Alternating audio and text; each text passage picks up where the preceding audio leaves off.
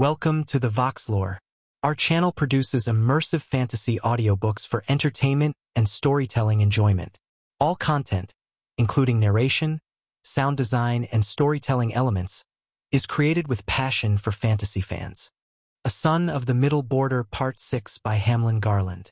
Let's continue the story and see what happens next. Chapter 23. Coasting Down Empty Washington. In spite of all our anxiety, we enjoyed the search for work. The farmers were all so comically inquisitive. A few of them took us for what we were, students out on a vacation. Others, though kind enough, seemed lacking in hospitality, from the Western point of view, and some were openly suspicious, but the roads. In the west, thoroughfares ran on section lines and were defined by wire fences. Here they curved like Indian trails following bright streams, and the stone walls which bordered them were festooned with vines as in a garden.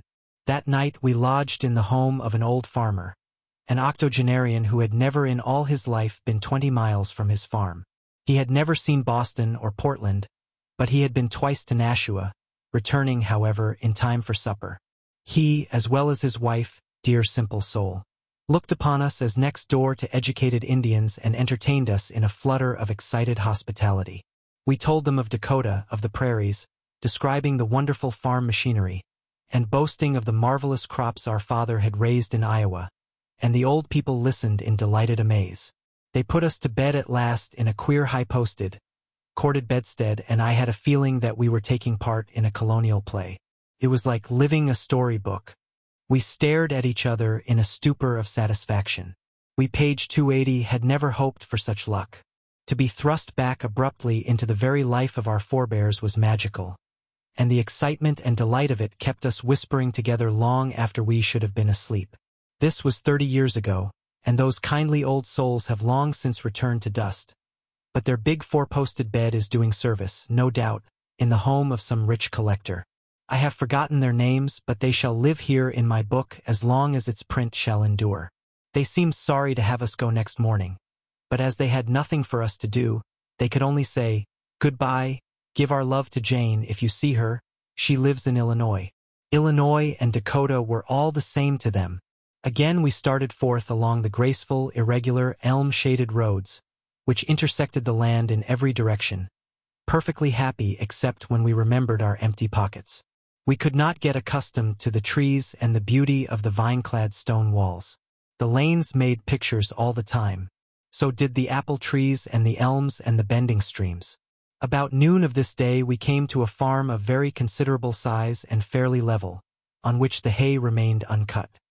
"Here's our chance," I said to my brother, and going in, boldly accosted the farmer, a youngish man with a bright and pleasant face. "Do you want some skilled help?" I called out. The farmer admitted that he did, but eyed us as if jokers. Evidently we did not look precisely like workmen to him, but I jolted him by saying, "We are Iowa schoolboys out for a vacation. We were raised on a farm and know all about haying. If you'll give us a chance, we'll make you think you don't know much about harvesting hay." Page 281. This amused him. "Come in," he said, "and after dinner we'll see about it." At dinner we laid ourselves out to impress our host. We told him of the mile-wide fields of the West, and enlarged upon the stoneless prairies of Dakota. We described the broadcast cedars they used in Minnesota and bragged of the amount of hay we could put up, and both of us professed a contempt for two-wheeled carts. In the end, we reduced our prospective employer to humbleness.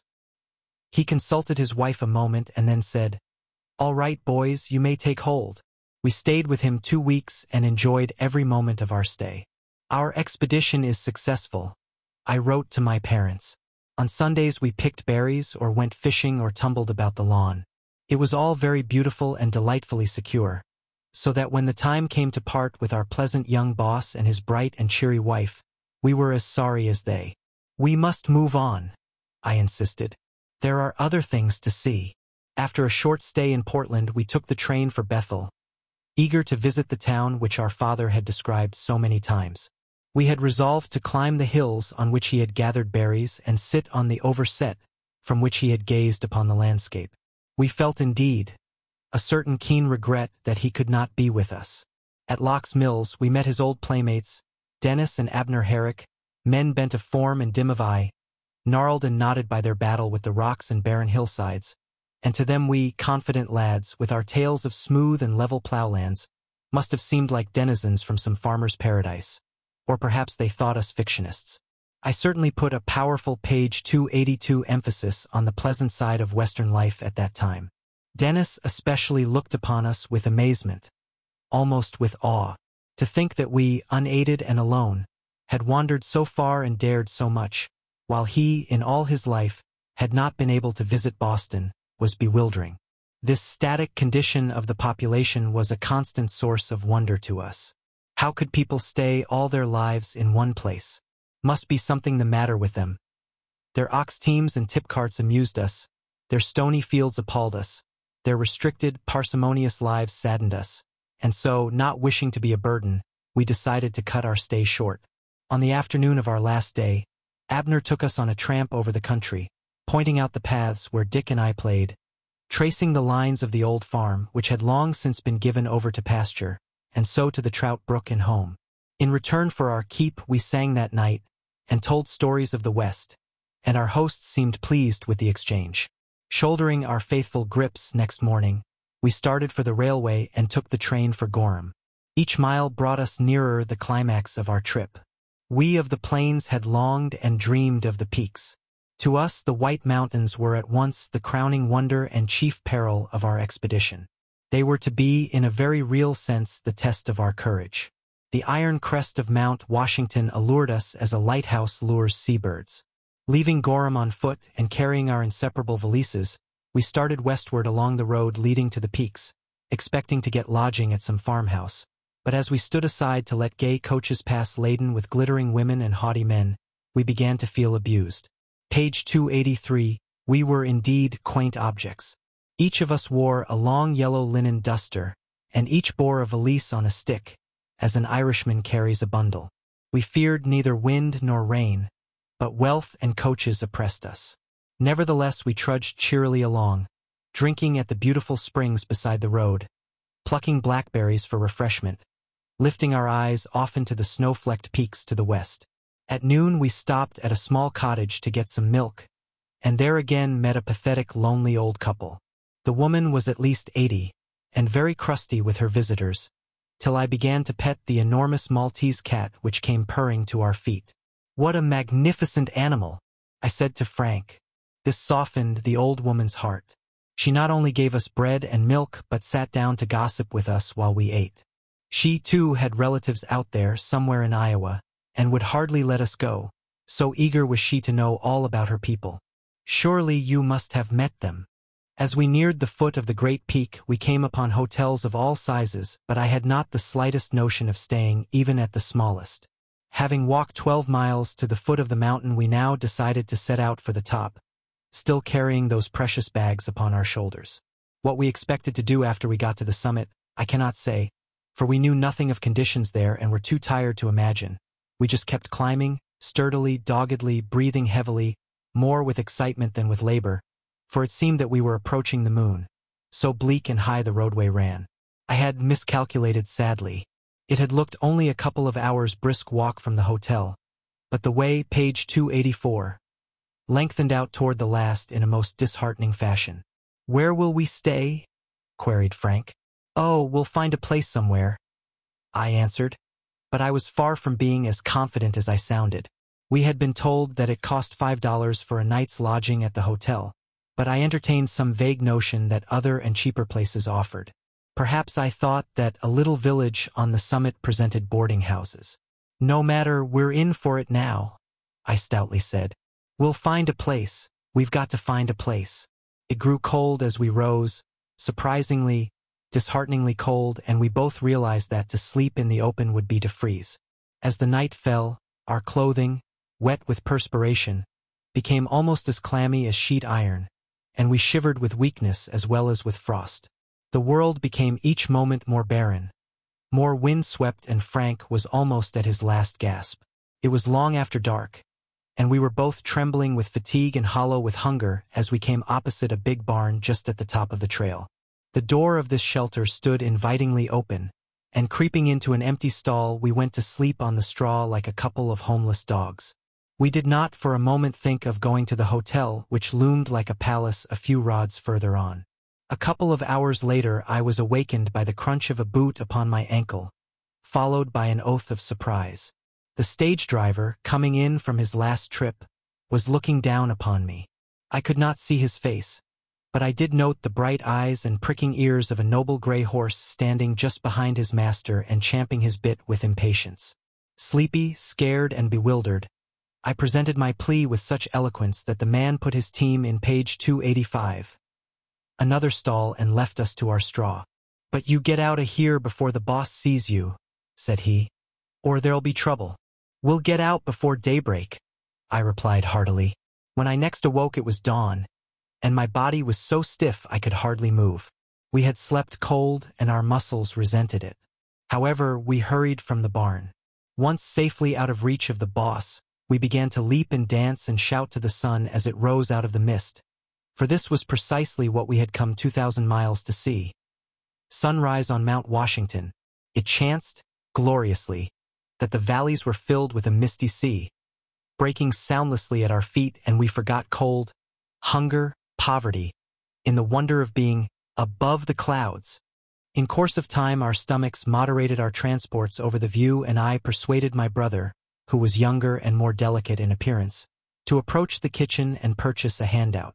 Frank, being harshly persuaded by his own need, ventured forth and soon came back with several slices of bread and butter and part of a cold chicken, which made the day perfectly satisfactory, and in high spirits we started to descend the western slope of the mountain. Here we performed the incredible. Our muscles were so sore and weak that, as we attempted to walk down the railway track, our knees refused to bear our weight, and while creeping over the ties, groaning and sighing with pain, a bright idea suddenly irradiated my mind. As I studied the iron groove which contained the cogs in the middle of the track, I perceived that its edges were raised a little above the level of the rails and covered with oil. It occurred to me that it might be possible to slide down this track on a plank. If only I had a plank. I looked to the right. A miracle. There in the ditch, page 286, lay a plank of exactly the right dimensions. I seized it. I placed it crosswise of the rails. "All aboard," I called. Frank obeyed. I took my place at the other end, and so, with our valises between us, we began to slip slowly, smoothly, and with joyous ease down the shining track. Hoopla! We had taken wing. We had solved our problem. The experiment was successful. Laughing and shouting with exultation, we swept on. We had but to touch every other tie with our heels in order to control our speed, so we coasted smoothly, genially. On we went, mile after mile, slipping down the valley into the vivid sunlight, our eyes on the glorious scenery about us, down, down like a swooping bird. Once we passed above some workmen, who looked up in open-mouthed amazement, and cursed us in voices which seemed far and faint and futile. A little later, the superintendent of the water tank warningly shouted, "Stop that! Get off!" But we only laughed at him and swept on, out over a high trestle where none could follow. At times our heads grew dizzy with the flicker and glitter of the rocks beneath us, and as we rounded dangerous curves of the track, or descended swift slides with almost uncontrollable rapidity, I had some doubts, but we kept our wits, remained upon the rails, and at last spun round the final bend and came to a halt upon a level stretch of track, just above the little station. There, kicking aside our faithful plank, we took up our valises and with trembling knees and a sense of triumph set off down the valley of the wild Ammonoosuc. Chapter 24. Tramping New York, Washington, and Chicago. For 2 days we followed the Ammonoosuc, which is a lovely stream, tramping along exquisite winding roads, loitering by sunny ripples or dreaming in the shadow of magnificent elms. It was all very, very beautiful to us of the level lands of Iowa and Dakota.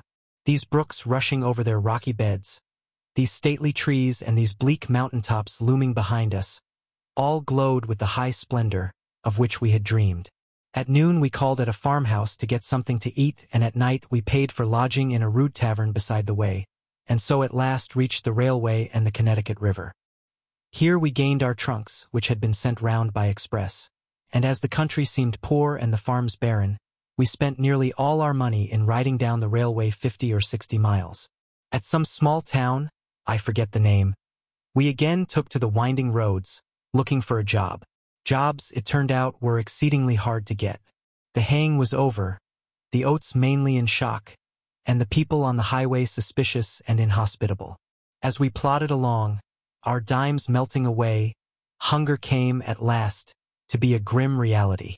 We looked less and less like college boys and more like tramps, and the householders began to treat us with hostile contempt.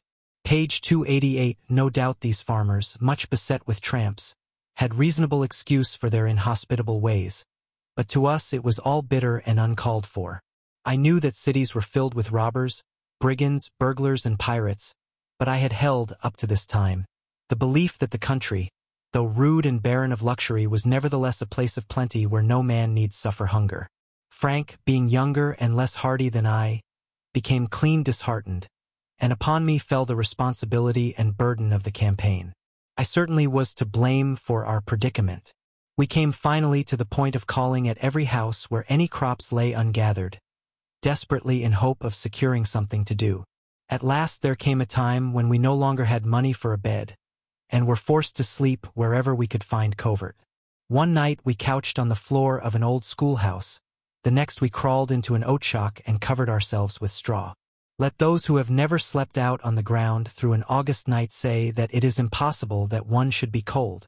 During all the early warm part of the night a family of skunks rustled about us, and toward morning we both woke because of the chill.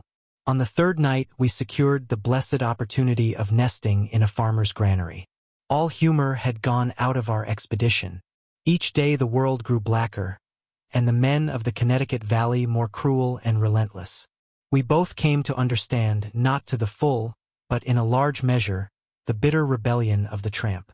To plod on and on into the dusk, rejected of comfortable folk, to couch at last with polecats in a shock of grain is a liberal education in sociology. On the fourth day we came upon an old farmer who had a few acres of badly tangled oats which he wished gathered and bound. He was a large, loose-jointed, page 289 good-natured sloven who looked at me with stinging, penetrating stare, while I explained that we were students on a vacation tramping and in need of money. He seemed not particularly interested till Frank said with tragic bitterness, "If we ever get back to Dakota, we'll never even look this way again." This interested the man. He said, "Turn in and cut them oats." And we gladly buckled to our job. Our spirits rose with the instant resiliency of youth. But what a task that reaping proved to be. The grain, tangled and flattened close to the ground, had to be caught up in one hand and cut with the old-fashioned reaping hook, the kind they used in Egypt 5,000 years ago. A thin crescent of steel with a straight handle, and as we bowed ourselves to the ground to clutch and clip the grain, we nearly broke in two pieces. It was hot at midday and the sun fell upon our bended shoulders with amazing power, but we toiled on, glad of the opportunity to earn $1. "Every cent means escape from this sad country," I repeated. We stayed some days with this reticent gardener, sleeping in the attic above his kitchen like two scullions, uttering no complaint till we had earned $7 apiece. Then we said, "Good luck," and bought tickets for Greenfield, Massachusetts. We chose this spot for the reason that a great railway alluringly crossed the river at that place. We seemed in better situation to get west from such a point. Greenfield was so like Rockford, the western town in which I had worked as a carpenter, that I at once purchased a few tools and within a few hours secured work shingling a house on the edge of the town, while my brother took a hand at harvesting worms from a field of tobacco nearby.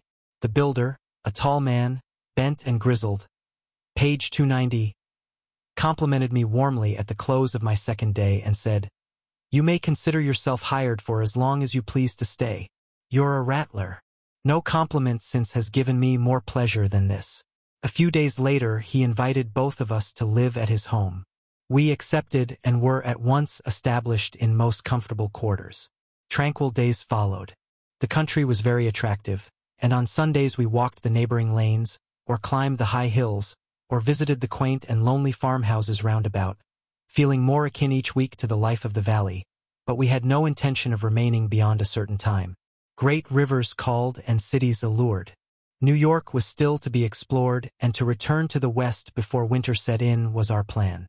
At last the time came when we thought it safe to start toward Albany, and with grateful words of thanks to the carpenter and his wife, we set forth upon our travels. Our courage was again at topmost gauge. My success with the saw had given me confidence. I was no longer afraid of towns, and in a glow of high resolution and with $30 in my pocket, I planned to invade New York, which was to me the wickedest and the most sorrowful as well as the most splendid city in the world. Doubtless the true story of how I entered Manhattan will endanger my social position, but as an unflinching realist, I must begin by acknowledging that I left the Hudson River boat carrying my own luggage. I shudder to think what we two boys must have looked like as we set off, side by side, prospecting for Union Square and the Bowery. Broadway, we knew, was the main street and Union Square the center of the island. Therefore we turned north and paced along the pavement, still clamped to our everlasting bags. Broadway was not then the deep canon that it is today. It was walled by low shops of red brick. In fact, the whole city seemed low as compared with the high buildings of Chicago. Nevertheless, I was keenly worried over the question of housing. Food was easy. We could purchase a donut and a cup of coffee almost anywhere, or we could eat a sandwich in the park. But the matter of a bed, the business of sleeping in a maelstrom like New York, was something more than serious. It was dangerous. Frank, naturally of a more prodigal nature, was all for going to the Broadway Hotel. "It's only for one night," said he. He always was rather careless of the future. I reminded him that we still had Philadelphia, Baltimore, and Washington to do, and every cent must be husbanded. So we moved along toward Union Square with the question of a hotel still undecided, our arms aching with fatigue. "If only we could get rid of these awful bags," moaned Frank. To us Broadway was a storm, a cyclone, an abnormal, unholy congestion of human souls. The friction of feet on the pavement was like the hissing of waves on the beach.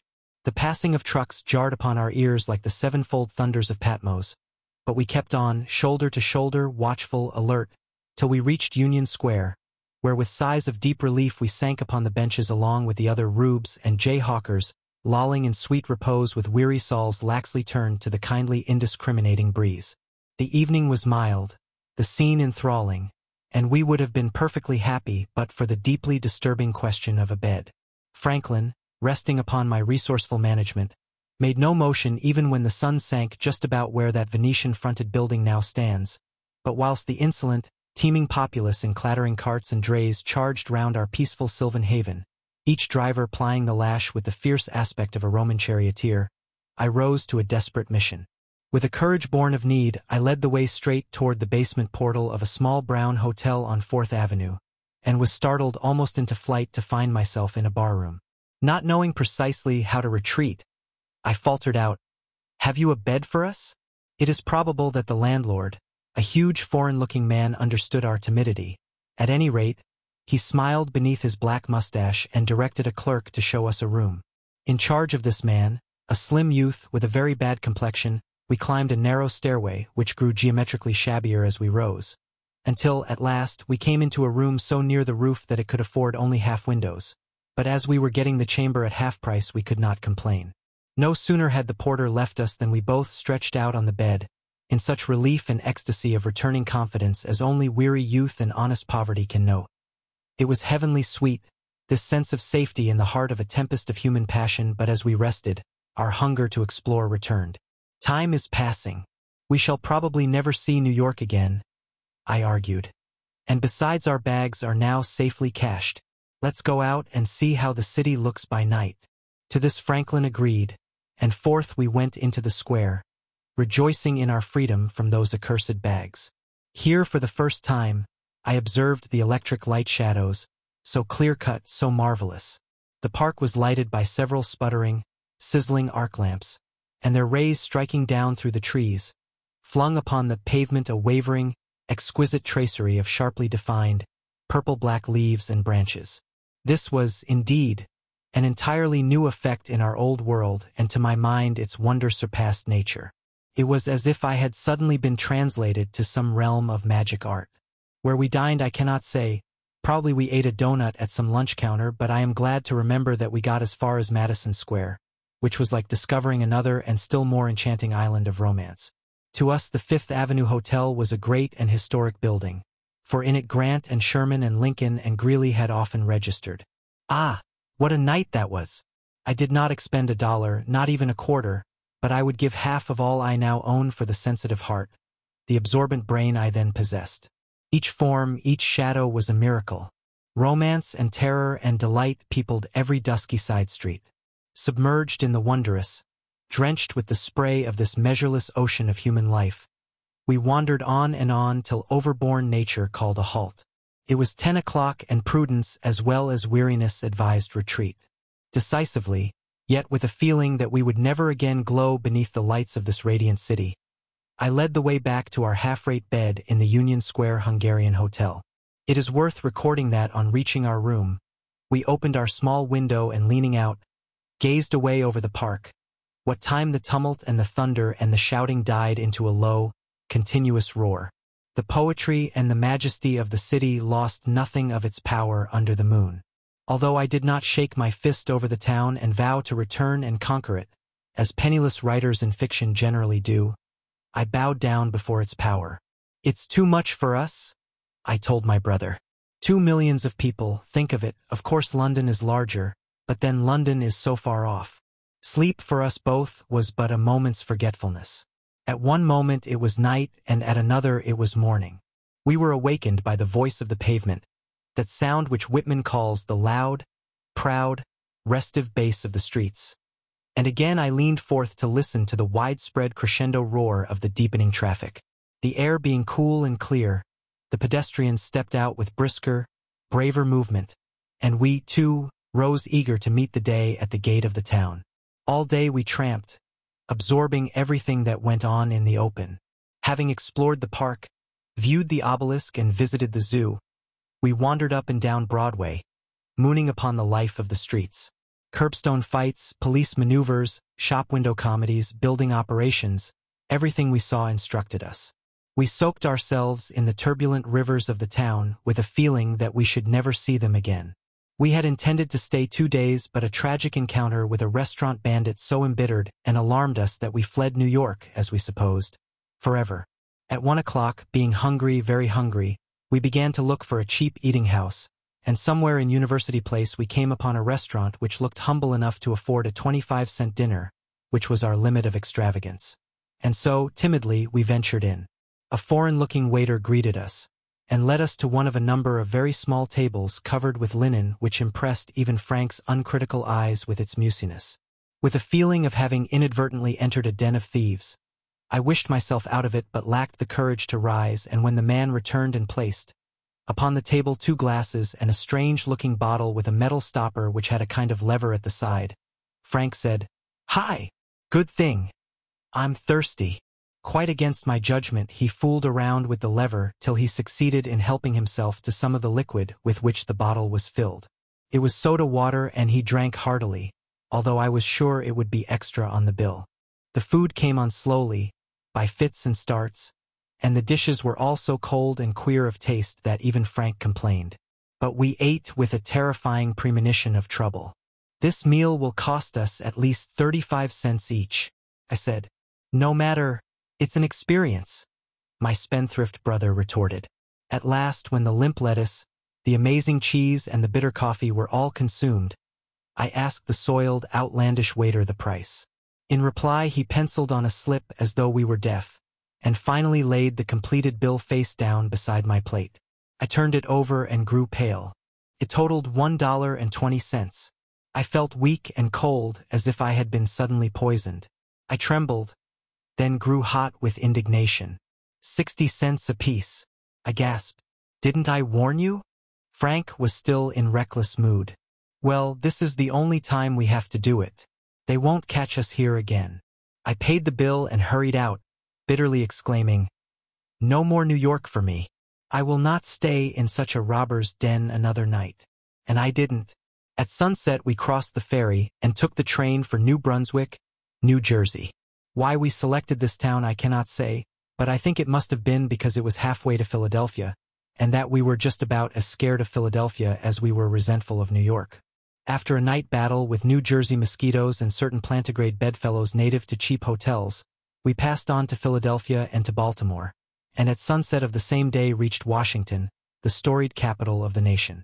Everything we saw here was deeply significant, national, rousing our patriotism.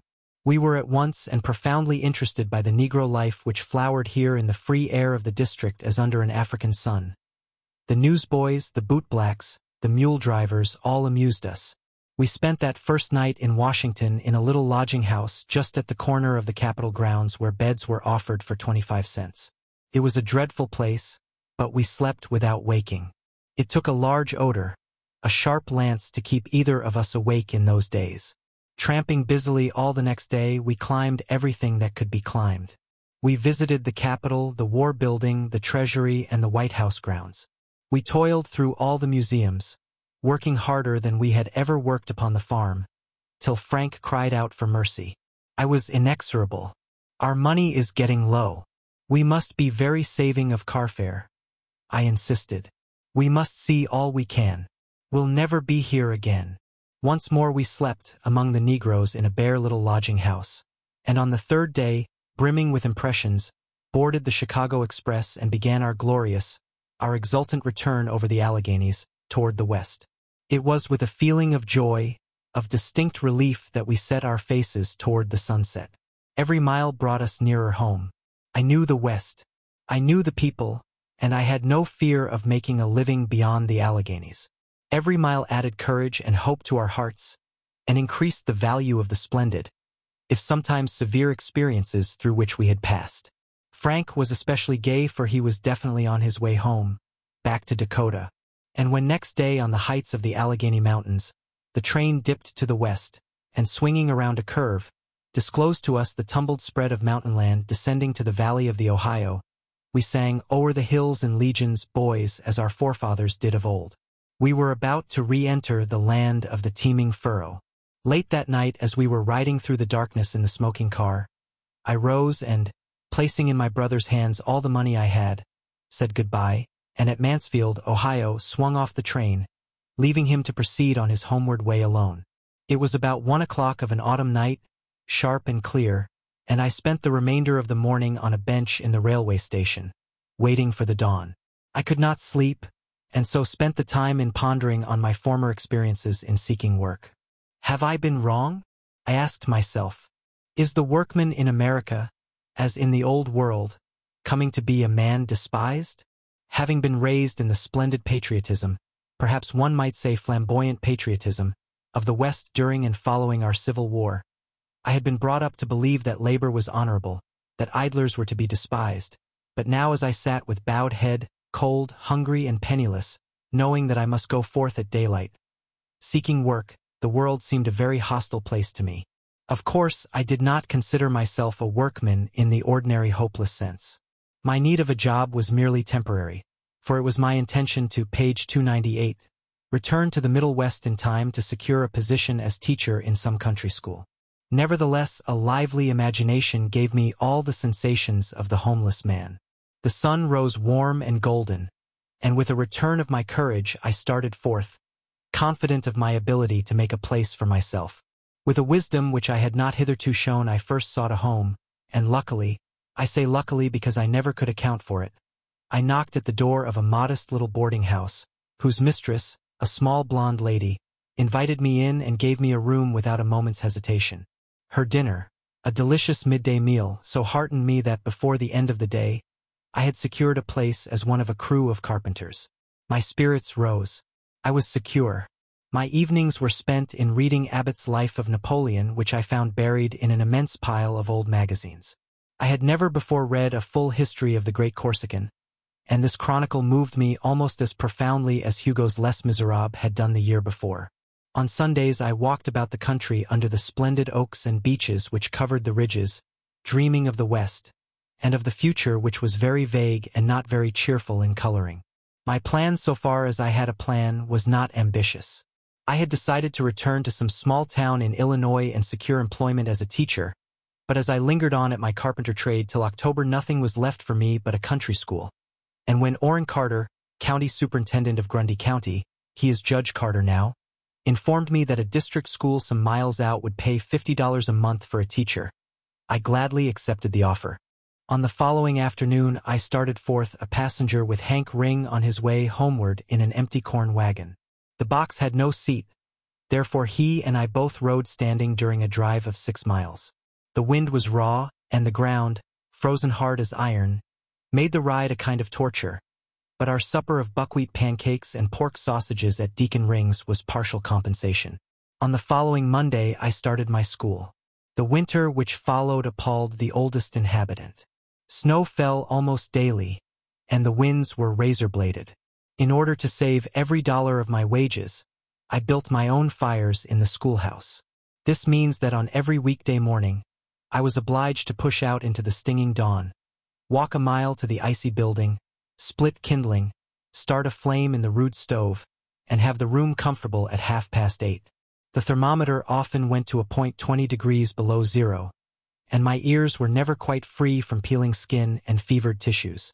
My pupils were boys and girls of all sizes and qualities, and while it would be too much to say that I made the best teacher of mathematics in the county, I think I helped them in their reading, writing, and spelling, which after all are more important than algebra. On Saturday I usually went to town, for I had in some way become acquainted with the principal of a little normal school which was being carried on in Morris by a young Quaker from Philadelphia. Professor Forsyth soon recognized in me something more than the ordinary elocutionist, and readily aided me in securing a class in oratory among his students. This work and Forsyth's comradeship helped me to bear the tedium of my work in the country. No Saturday was too stormy, and the roads were never too deep with snow to keep me from my weekly visit to Morris, where I came in contact with people nearer to my ways of thinking and living. But after all this was but the final section of my eastern excursion, for as the spring winds set in, the call of the sunset regions again overcame my love of cities. The rush to Dakota in March was greater than ever before, and a power stronger than mine drew me back to the line of the middle border which had moved on into the Missouri Valley, carrying my people with it. As the spring odors filled my nostrils, my wish to emigrate was like that of the birds.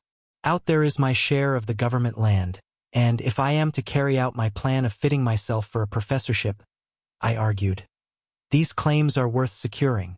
My rights to the public domain are as good as any other man's. My recollections of the James River Valley were all pleasant. My brother and father both wrote urging me to come and secure a claim, and so at last I replied, I'll come as soon as my school is out, thus committing all my future to the hazard of the homestead. And so it came about that, in the second spring after setting my face to the east, I planned a return to the border. I had had my glimpse of Boston, New York, and Washington. I was 23 years of age, and eager to revisit the plain whereon my father, with the faith of a pioneer, was again upturning the sod and building a fourth home. And yet, son of the middle border, I had discovered that I was also a grandson of New England. Chapter 25. The Land of the Straddlebug. A night in Chicago, where I saw Salvini play Othello. A day in Neshonoc to visit my Uncle Richard, and I was again in the midst of a jocund rush of land seekers. The movement which had begun 3 years before was now at its height. Thousands of cars, for lack of engines to move them, were lying idle on the switches all over the West. Trains swarming with immigrants from every country of the world were haltingly creeping out upon the level lands. Norwegians, Swedes, Danes, Scotchmen, Englishmen, and Russians all mingled in this flood of landseekers rolling toward the sundown plain, where a fat-soiled valley had been set aside by good Uncle Sam for the enrichment of every man. Such elation, such hopefulness could not fail to involve an excitable youth like myself. My companion, Forsyth, dropped off at Millbank, but I kept on into the James Valley, arriving at Ordway on the evening of the second day, a clear, cloudless evening in early April, with the sun going down red in the west, the prairie chickens calling from the knolls and hammers still sounding in the village, their tattoo denoting the urgent need of roofs to shelter the incoming throng. The streets swarmed with boomers. All talk was of lots of land. Hour by hour as the sun sank, prospectors returned to the hotel from their trips into the unclaimed territory, hungry and tired but jubilant, and as they assembled in my father's store after supper, their boastful talk of claims secured made me forget all my other ambitions.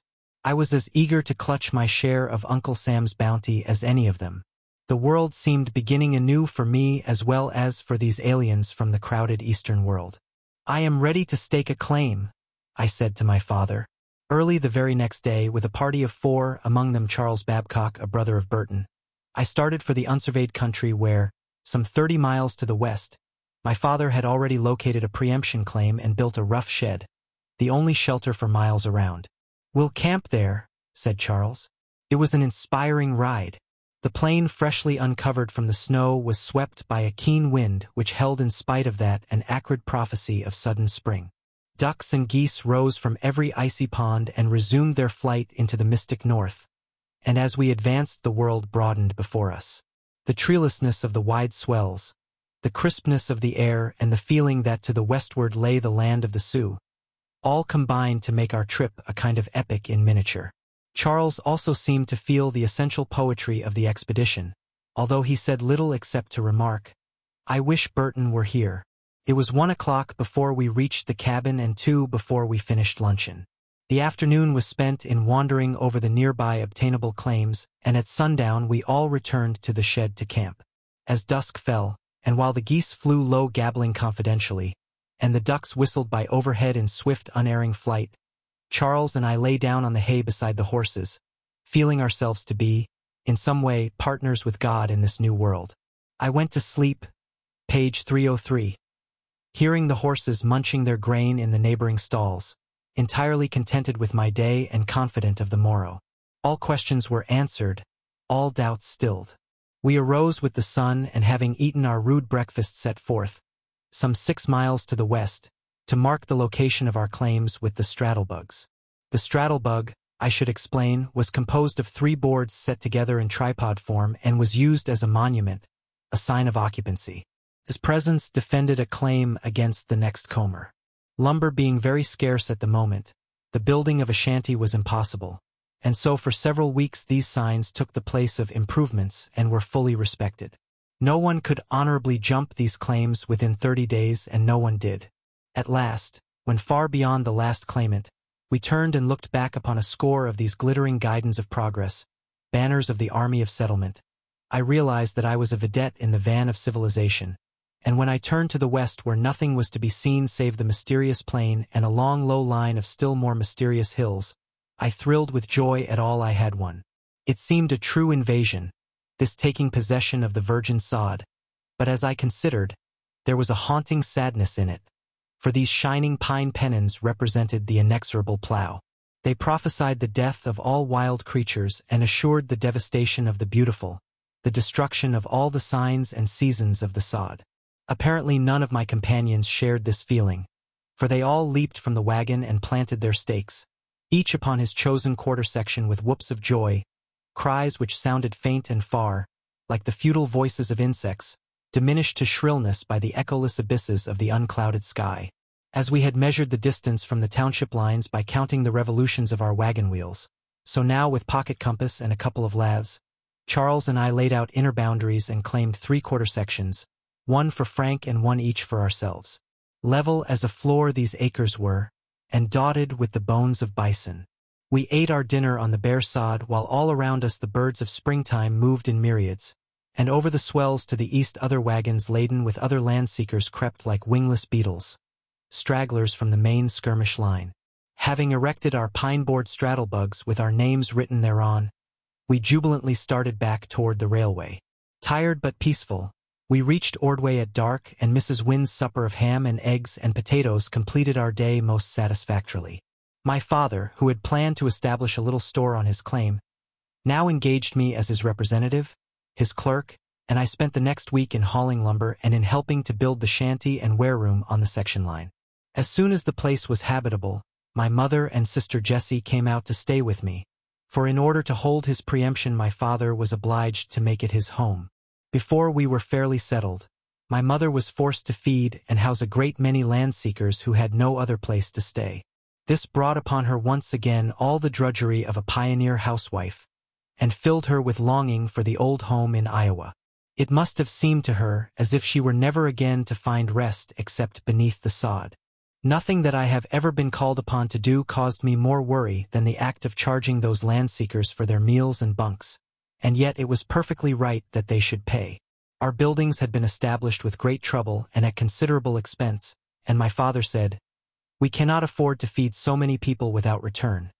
and yet it seemed to me like taking an unfair advantage of poor and homeless men.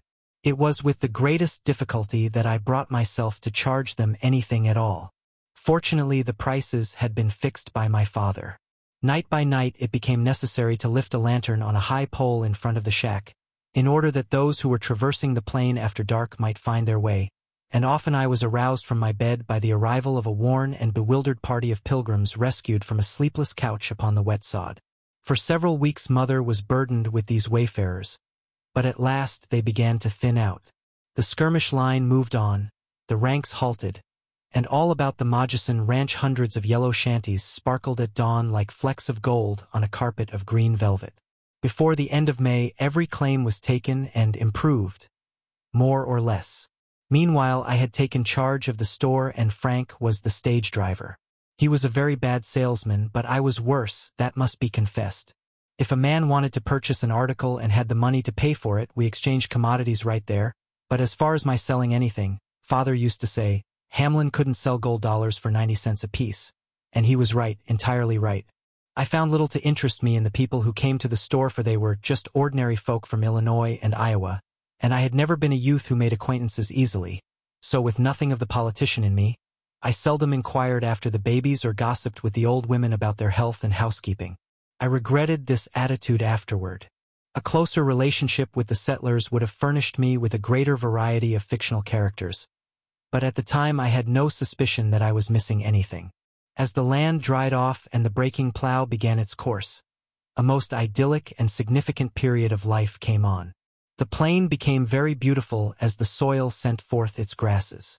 On the shadowed sides of the ridges exquisite shades of pink and purple bloomed, while the most radiant yellow-green flamed from slopes on which the sunlight fell.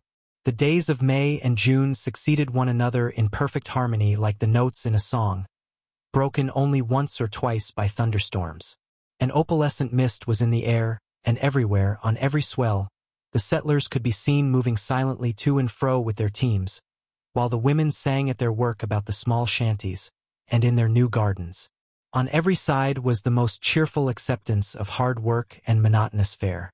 No one acknowledged the transient quality of this life, although it was only a novel sort of picnic on the prairie, soon to end. Many young people and several groups of girls, teachers from the East, were among those who had taken claims, and some of these made life pleasant for themselves and helpful to others by bringing to their cabins books and magazines and pictures. The store was not only the social center of the township but the post office, and Frank, who carried the mail, and who was much more gallant than I, seemed to draw out all the school ma'ams of the neighborhood. The raising of a flag on a high pole before the door was the signal for the post, which brought the women pouring in from every direction eager for news of the Eastern world. In accordance with my plan to become a teacher, I determined to go to the bottom of the laws which govern page 307 literary development, and so with an unexpurgated volume of Taine, a set of Chambers' Encyclopedia of English Literature, and a volume of Green's History of the English People, I set to work to base myself profoundly in the principles which govern a nation's self-expression. I still believed that in order to properly teach an appreciation of poetry, a man should have the power of dramatic expression, that he should be able to read so as to make the printed page live in the ears of his pupils. In short, I had decided to unite the orator and the critic. As a result, I spent more time over my desk than beside the counter. I did not absolutely refuse to wait on a purchaser, but no sooner was his package tied up than I turned away to my work of digesting and transcribing in longhand Taine's monumental book. Day after day I bent to this task, pondering all the great Frenchman had to say of race, environment, and momentum, and on the walls of the cabin I mapped out in chalk the various periods of English society as he had indicated them. These charts were the wonder and astonishment of my neighbors whenever they chanced to enter the living room, and they appeared especially interested in the names written on the ceiling over my bed. I had put my favorites there so that when I opened my eyes of a morning, I could not help absorbing a knowledge of their dates and works. However, on Saturday afternoon when the young men came in from their claims, I was not above pitching quoits or putting the shot with them. In truth, I took a mild satisfaction in being able to set a big boulder some 10 inches beyond my strongest competitor. Occasionally I practiced with the rifle but was not a crack shot. I could still pitch a ball as well as any of them, and I served as pitcher in the games which the men occasionally organized. As harvest came on, mother and sister returned to Ordway, and cooking became a part of my daily routine. Charles occasionally helped out, and we both learned to make biscuits and even pies. Frank loyally declared my apple pies to be as good as any man could make. Meanwhile, an ominous change had crept over the plain.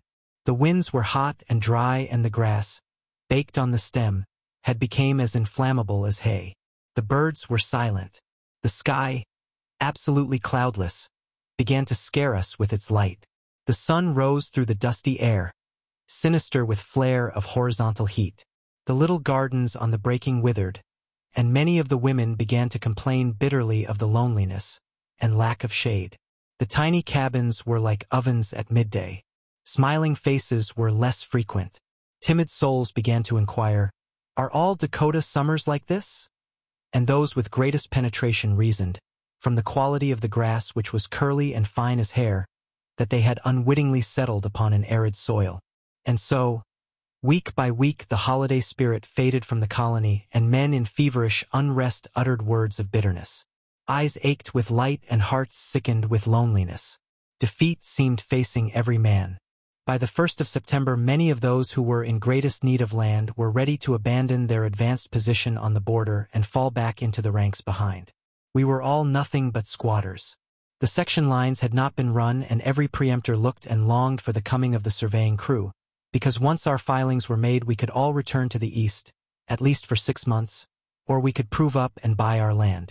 In other words, the survey offered a chance to escape from the tedious monotony of the burning plain into which we had so confidently thrust ourselves. But the surveyors failed to appear, though they were reported from day to day to be at work in the next township, and so, one by one, those of us who were too poor to buy ourselves food dropped away. Hundreds of shanties were battened up and deserted.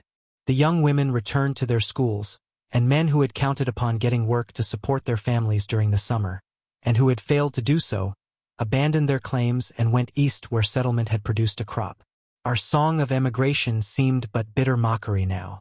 Moved by the same desire to escape, I began writing to various small towns in Minnesota and Iowa in the hope of obtaining a school, but with little result. My letters written from the borderline did not inspire confidence in the school boards of the East. Then winter came. Winter. No man knows what winter means until he has lived through one in a pine-board shanty on a Dakota plain with only buffalo bones for fuel. There were those who had settled upon this land, not as I had done with intent to prove up and sell, but with plans to make a home, and many of these, having toiled all the early spring in hope of a crop, now at the beginning of winter found themselves with little money and no coal.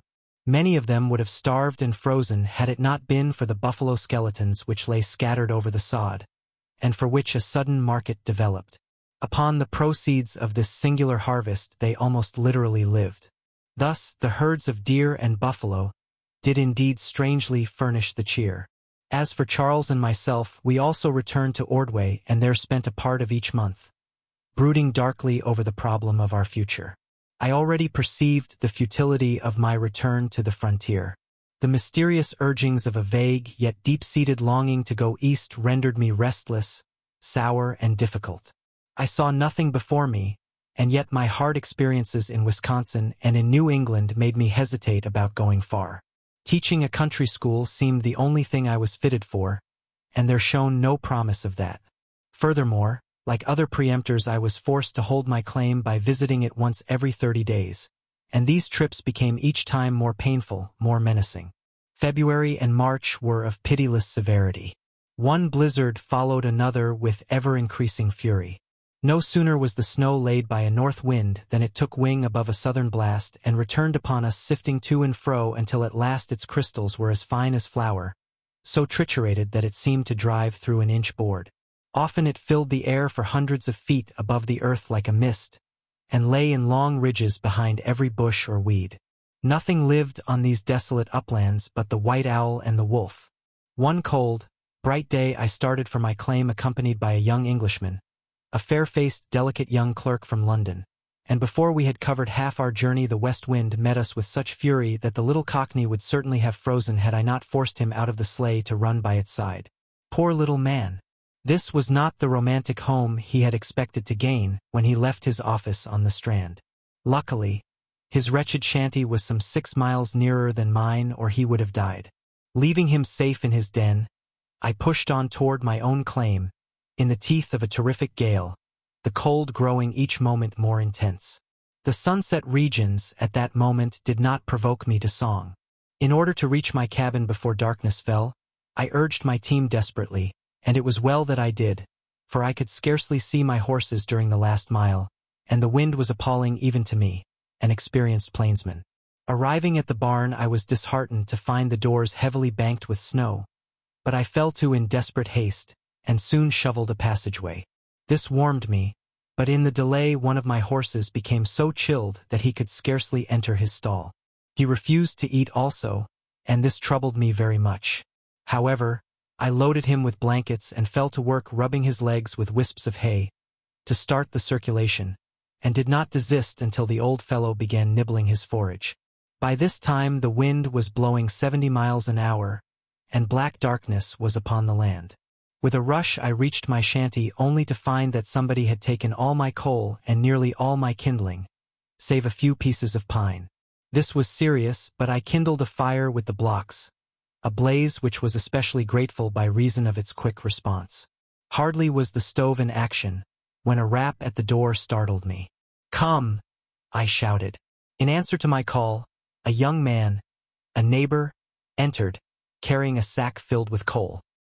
He explained with some embarrassment that in his extremity during the preceding blizzard, he had borrowed from my store, and that, upon seeing my light, he had hurried to restore the fuel enough at any rate to last out the night.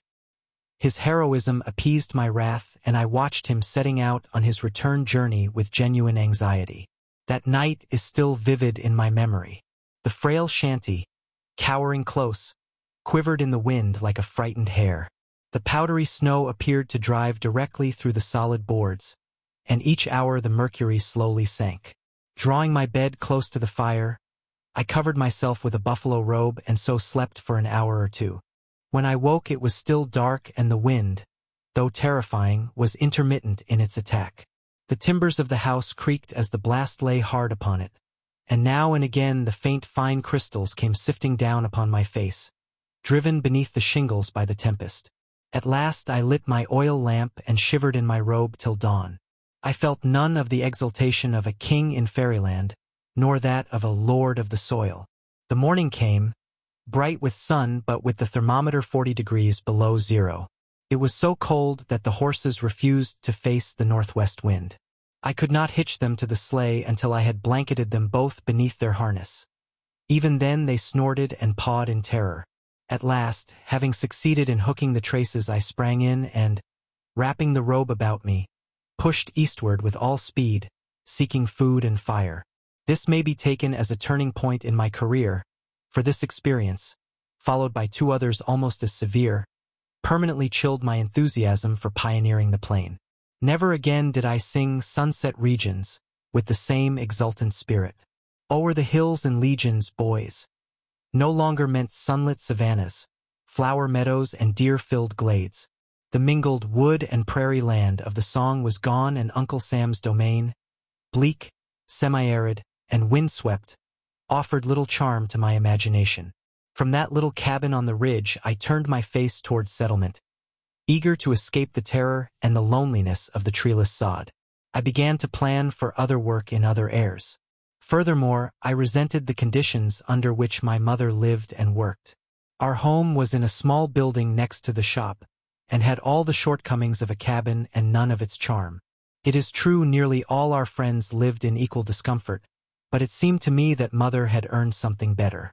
Was it for this she had left her home in Iowa? Was she never to enjoy a roomy and comfortable dwelling? She did not complain, and she seldom showed her sense of discomfort. I knew that she longed for the friends and neighbors she had left behind, and yet so far from being able to help her I was even then planning to leave her. In a sullen rage I endured the winter, and when at last the sun began to ride the sky with fervor and the prairie cock announced the spring, hope of an abundant crop, the promise of a new railroad, the incoming of jocund settlers created in each of us a confidence which expressed itself in a return to the land. With that marvelous faith which marks the husbandman, we went forth once more with the drill and the harrow, planting seed against another harvest. Sometime during these winter days, I chanced upon a book which effected a profound change in my outlook on the world and led to far-reaching complications in my life. This volume was the Lovell edition of Progress and Poverty, which was at that time engaging the attention of the political economists of the world. Up to this moment, I had never read any book or essay in which our land system had been questioned.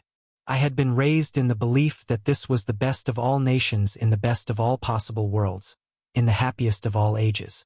I believed, of course, that the wisdom of those who formulated our Constitution was but little less than that of archangels, and that all contingencies of our progress in government had been provided for or anticipated in that inspired and deathless instrument. Now, as I read this book, my mind following step by step the author's advance upon the citadel of privilege, I was forced to admit that his main thesis was right. Unrestricted individual ownership of the earth I acknowledged to be wrong, and I caught some glimpse of the radiant plenty of George's ideal commonwealth. The trumpet call of the closing pages filled me with a desire to battle for the right. Here was a theme for the great orator. Here was opportunity for the most devoted evangel. Raw as I was, inconspicuous as a grasshopper by the roadside, I still had something in me which responded to the call of the prophet of San Francisco, and yet I had no definite intention of becoming a missionary. How could I? Penniless, dependent upon the labor of my hands for a livelihood, discontented yet unable to decide upon a plan of action, I came and went all through that long summer with laggard feet and sorrowful countenance. My brother Franklin, having sold his claim, had boldly advanced upon Chicago. His ability as a bookkeeper secured him against want, and his letters were confident and cheerful. At last, in the hour when my perplexity was greatest, the decisive impetus came, brought by a chance visitor, a young clergyman from Portland, Maine, who arrived in the town to buy some farms for himself and a friend. Though a native of Madison, Mr. Bashford had won a place in the East and had decided to put some part of his salary into Dakota's alluring soil. Upon hearing that we were also from Wisconsin, he came to call and stayed to dinner, and being of a jovial and candid nature soon drew from me a fairly coherent statement of my desire to do something in the world. At the end of a long talk, he said, "Why don't you come to Boston and take a special course at the university? I know the professor of literature, and I can also give you a letter to the principal of a school of oratory." This offer threw me into such excitement that I was unable to properly thank my advisor, but I fell into depths of dejection as soon as he left town. How can I go east? How can I carry out such a plan? I asked myself with bitter emphasis. All I had in the world was a small trunk, a couple of dozen books, a valise, and a few acres of barren unplowed land. My previous visit to Boston was just the sort to tempt me to return, but my experiences as a laborer in New England had lessened my confidence in its resources. And yet the thought of being able to cross the common every day opened a dazzling vista. The very fact that Mr. Bashford had gone there from the West as a student, a poor student, made the prodigiously daring step seem possible to me. If only I had a couple of $100, I said to my mother, who listened to my delirious words in silence. She divined what was surging in my heart and feared it. Thereafter I walked the floor of my room or wandered the prairie roads in continual debate. What is there for me to do out here? I demanded. I can farm on these windy, dusty acres. That's all. I am a failure as a merchant, and I am sick of the country.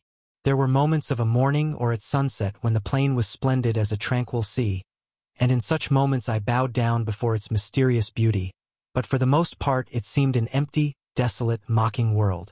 The harvest was again light, and the earth shrunk and seemed for lack of moisture. A hint of winter in the autumn air made me remember the remorseless winds and the iron earth over which the snows swept as if across an icy polar sea. I shuddered as I thought of again fighting my way to that desolate little cabin in McPherson County. I recalled but dimly the exultation with which I had made my claim. Boston, by contrast, glowed with beauty, with romance, with history, with glory like the vision of some turreted town built in the eastern sky at sunset. "I'll do it," I said at last. "I'll sell my claim. I'll go east. I'll find some little hole to creep into. I'll study night and day and so fit myself for teaching.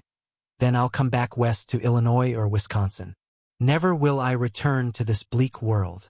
I offered my claim for sale, and while I continued my daily labor on the farm, my mind was far away amid the imagined splendors of the East. My father was puzzled and a good deal irritated by his son's dark moods. My failure to fit into the store was unaccountable and unreasonable. "To my thinking," said he, "you have all the school you need. You ought to find it easy to make a living in a new, progressive community like this." To him, a son who wanted to go east was temporarily demented. It was an absurd plan. Why, it's against the drift of things. You can't make a living back east. Hang on to your land and you'll come out all right. The place for a young man is in the West. Bitter and rebellious of mood, uneasy and uncertain of purpose, my talks with him resulted only in irritation and discord, but my mother, with an abiding faith in my powers, offered no objection. She could not advise. It was all so far above and beyond her. But she patted my hand and said, "Cheer up. I'm sure it will come out all right. I hate to have you go, but I guess Mr. Bashford is right. You need more schooling." I could see that she was saddened by the thought of the separation which was to follow.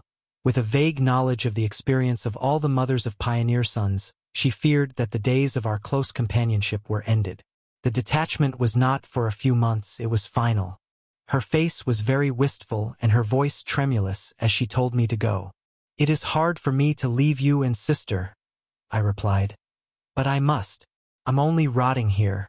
I'll come back, at least to visit you."